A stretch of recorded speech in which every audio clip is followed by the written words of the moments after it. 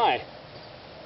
There are a lot of folks that are interested in solar power, and I've had an opportunity to work on this project. This is a 3,500 watt solar project, and it's been a real pleasure to be able to work on this, but I understand that there are a lot of people that are interested in this but don't really know what it's all about or how to do it or what to really do.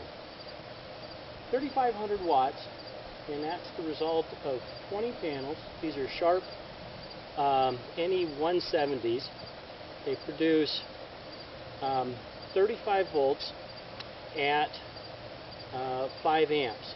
Each one of these panels produces 35 volts at 5 amps. And what we've done is we've set them up so that this panel and this panel are in series. So that makes it in series, means that now we're going to connect one into the other. So now we've doubled the voltage. This is now a 70 amp section, or a 70 volt section. This is 70 volts at 5 amps. Then I put the two sets. These two are also in series, and now I put the two together in parallel. So now I have two pairs, this pair and this pair, and I now have 70 volts and 70 volts, 5 amps and 5 amps, but in parallel now I have 10 amps. So I have, off of this array, I have 70 volts and 10 amps. Each one of these arrays then has 70 volts and 10 amps.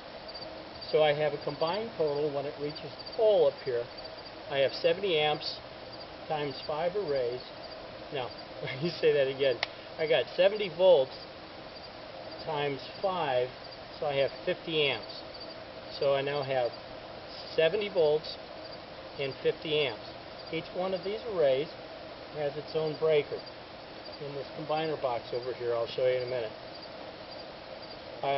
I've collected each one of these into junction boxes on the back side, and then ran them through this conduit and ground. This is in Texas. This is in the hill country of Texas, and it's very rocky here.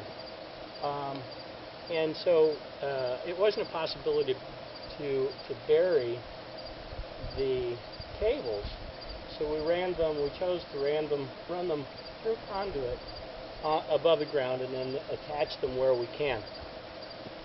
When they go through the combiner box, then they go up the pole and down to the garage where the inverter is and the batteries.